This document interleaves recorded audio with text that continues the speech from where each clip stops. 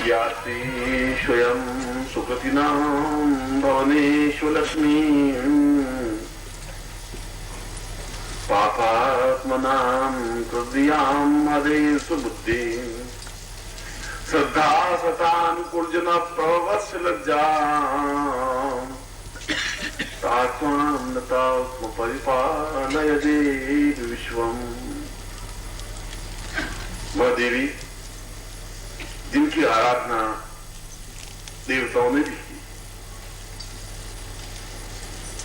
जिनकी आराधना ऋषियों ने, सन्यासियों ने, योगियों ने, मुनियों ने भी की, गृहस्थों ने भी की, राक्षसों ने भी की, पितरों ने भी की, पूर्वजों ने भी की, गंधर्वों ने भी की, जो कि सुकृति देने वाली है, अच्छे रास्ते पर चलाने वाली है। सुकृति नाम भवनेश्वर लक्ष्मी, पापात्म नाम, और हमारे जीवन के दोष, इस जीवन के, पिछले जीवन के। तुम्हें तो अपने इस जीवन का ही ज्ञान, तुम जहां से पैदा हुए, जहां तक मृत्यु को प्राप्त हुए, उसको एक जीवन कह दिया। जीवन तो एक लंबा थोड़ा एक कालखंड है। इससे पहले की हिसाब किताब इस जीवन में लेने देने पड़ रहे हैं। वे शायद दोष मिट सके, उसके लिए भी भगवती लक्ष्मी की आराधना आवश्यक मानी गई है। हृदय को बुद्धि, हृदय को जागृत करने के लिए और बुद्धि का विकास करने के लिए, इसलिए लक्ष्मीवान को श्रीमान कहा जाता है, बुद्धिमान कहा जाता है, समझदार कहा जाता है।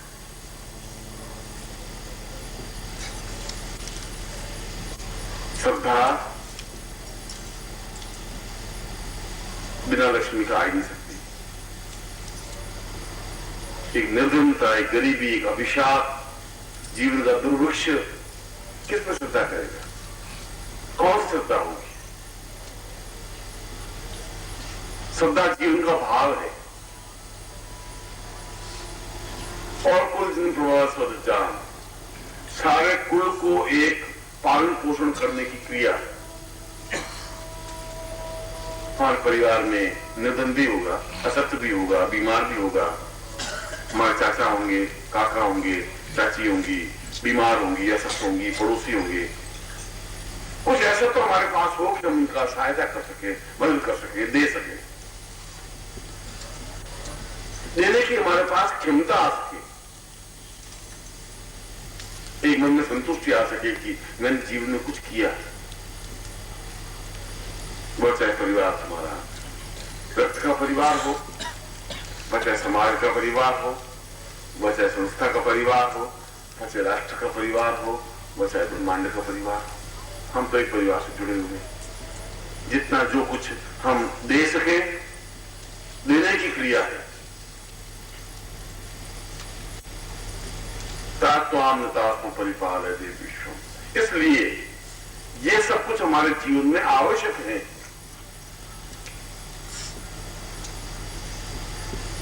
अगर ये नहीं है तो फिर जीवन तो बन ही नहीं सकता। वो तो संसार बन जाएगा, एक अघोर से बन जाएगा, एक कंगालमय जीवन बन जाएगा, जहां याचना और दीनता और आंसुओं के अलावा कुछ बचेगा ही नहीं।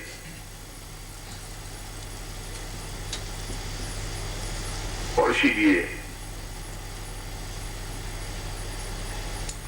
उस श्री सूक्त में पूर्ण 16 मंत्र हिरण्यवर्णाम हरणी में पूरा इस पाद लक्ष्मी का एक विशेष विग्रह, विशेष चिंतन, विशेष अर्थ, विशेष पूजन, विशेष प्रयोग समझाया है। ये समझाया कि हम लक्ष्मी को प्राप्त करें और लक्ष्मी को तिजोरी में कैद नहीं करते। लक्ष्मी आए और बहुत पूर्णता के साथ हम उसको संपन्न कर सके, खर्च कर सके। इसलिए उस श्लोक में, उसी सूक्त में कहा गया कि साधक को स्वयं को अपने आप में इतना ताकतवान, क्षमतावान होना चाहिए, नर्तावान होना चाहिए। जिससे कि वो एक स्त्री संपन्न बन सके। और सुबह मैंने लक्ष्मी के बारे में जब आपको समझाया था कि धनम धान्यम धरा हर्म्यम कीर्ति आयु यश श्रियम दुर्गान दंतिना पुत्रान महालक्ष्मी प्रच्छमे, ये सब कुछ हमें मिले। और अगर हमारे भाग्य में नहीं है तो बने। कोई जरूर नहीं तुम्हारे भाग्य में हो, ये कोई जरूर नहीं है। अगर तुम्हारे गरीब जीवन में गरीबी रहती है तो कोई जरूर नहीं जिंदगी में गरीबी बनी रहेगी, ऐसा कोई जरूर नहीं है। ये तुम्हारी कायरता है, तुमने ऐसा निर्णय करके बैठ गए। उस भाग्य लिपि को बदला जा सकता है। ज्योतिष नहीं बदल सकती, ग्रह नहीं बदल सकते, केवल मंत्र शक्ति बदल सकती है, तंत्र साधना बदल सकती है। साधना शक्ति के सहारे, संकल्प शक्ति के सहारे बदला जा सकता है।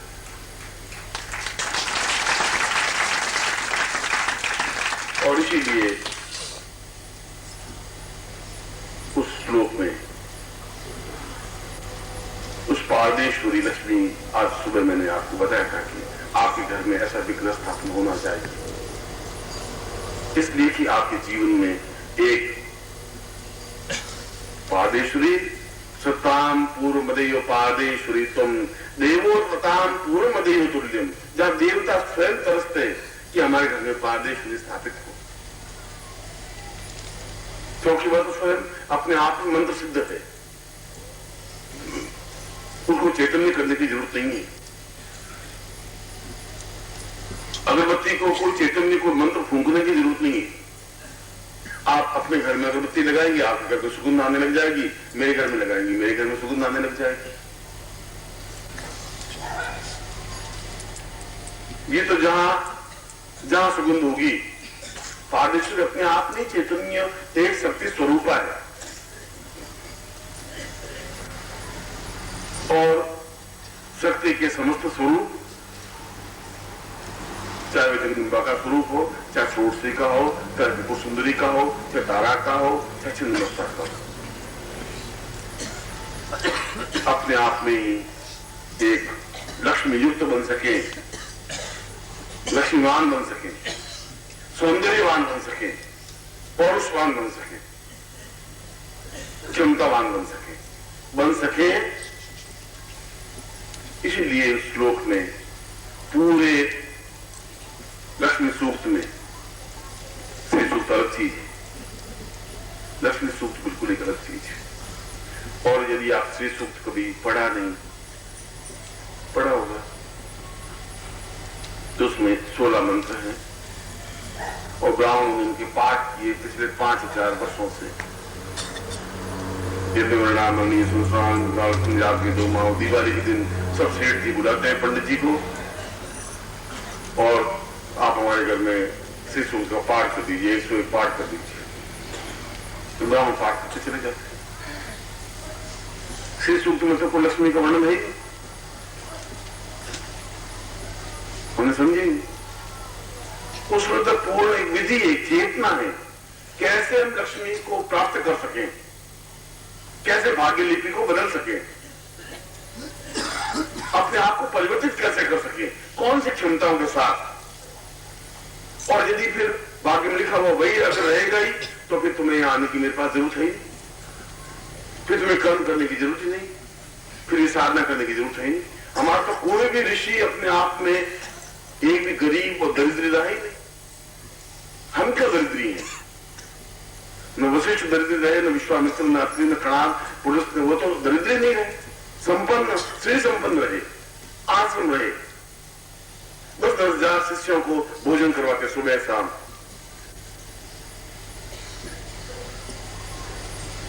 कोई भी ऐसा मरा हुआ, कोई भी ऐसा देवता हमारे नहीं है जिसमें बिल्कुल सूखे हुए कंकाल की तरह न राम की मूर्ति है, न कृष्ण की मूर्ति है, न हमारे किसी विष्णु की मूर्ति है।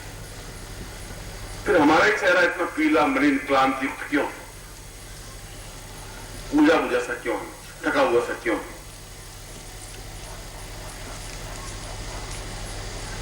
इसलिए कि हमने कभी अपने भाग्य को परिवर्तित करने के लिए सोचा नहीं, विश्वास करके बैठते, जो भगवान ने लिख दिया वो तो हो ही जाएगा, भगवान ने लिख दिया वैसा ही होगा।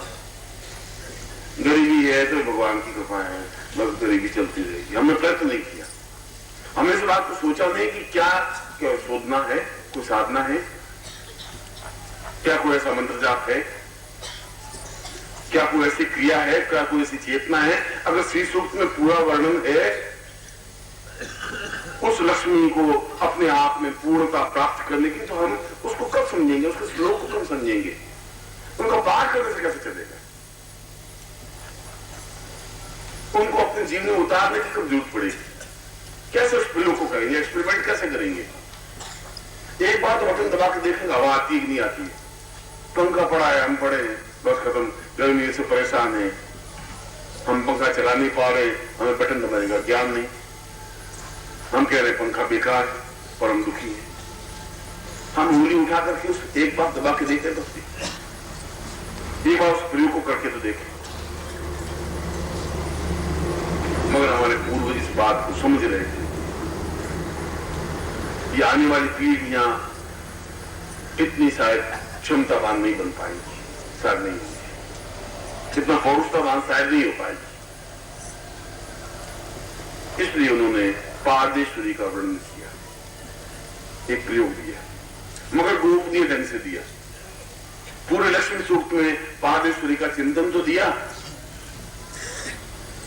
कि किस प्रकार से पारे को बिल्कुल सॉलिड बनाया जाए, ठोस बनाया जाए, किस प्रकार से लक्ष्मी का निर्माण किया जाए, मगर अपने आप में वह चेतना युक्त बनाया। इसलिए आज सुबह में जब लक्ष्मी के बारे में ये चिंतन आपको दे रहा था, तो मैं आपको भटका नहीं रहा था, मैं ये आपको समझा रहा था कि आप आदमियों में से आदमी नहीं है। मैं हर बार आपको आपकी जाति से परिचित करवा रहा हूं, मैं हर बार आपकी गोत्र से, आपके नाम से, आपके कुल से, आपकी शिष्यता से आपको परिचित करवा रहा हूं। मैं आपको परिचित करवा रहा हूं कि आप खुद समर्थ हैं, आप क्षमतावान हैं, आप एक योग्यतम गुरु के श्रेष्ठतम शिष्य हैं, इस बात को समझें।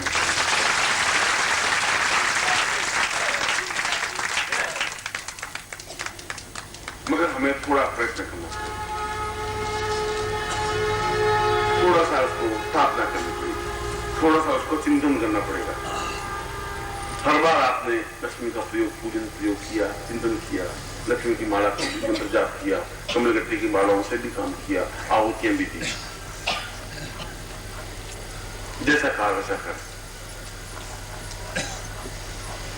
मगर उन्होंने कहा कि पारदेश्वरी को कोई मंत्र जाप की, विशेष पूजन विधि की, विशेष मंत्र चेतना की जरूरत नहीं, तो कर नहीं पाएंगे। ये हमारी क्षमताओं को जानते, ऐसा नहीं कि हम कायर हैं, क्षमतावान नहीं है, पौरुषवान तो है, हम अपने आप को भूल चुके हैं, हमारे स्वास्थ्य को भूल चुके हैं, हमें परिश्रम करने की भावना नहीं रही, हमें बुद्धि और चेतना नहीं रही, हम केवल एक मजदूर रहे, परिश्रम रहे, मेहनत करते रहे, संघर्ष करते रहे, गालियां खाते रहे, गालियां देते रहे, झिंझा करते रहे, घर में बिल्कुल नगाड़े बजाते रहे, और जब कुछ नहीं हुआ तो ललाट पे हाथ रख करके बैठ गए। आप ही नहीं बैठे, आपसे पिछली 25 पीढ़ियां ऐसी बैठी। हो सकता है उनको कोई जीवंत गुरु नहीं मिला हो, नहीं ठोकर मारी हो, नहीं समझाया हो, कोई जरूरत नहीं है, नहीं चेतना मिली हो, कोई जरूरत नहीं है कि मैं आपको समझाऊं और आप समझ जाएंगे, ये कोई जरूरत नहीं है। आप वैसा कि वैसे जैसा जीवन लेकर के आए वैसा जीवन लेकर के वापस घर पहुंच भी जाएंगे, इसमें कोई नई बात नहीं है। मगर जब ओम परम तत्वाय नारायणाय गुरुभ्यो नमः। ओम ह्रीं मम प्राण देह रोम प्रतिरोम चैतन्य जाग्रय ह्रीं ओम नमः। ओम भूर्भुवः स्वः तत्सवितुर्वरेण्यं भर्गो देवस्य धीमहि धियो यो नः प्रचोदयात्।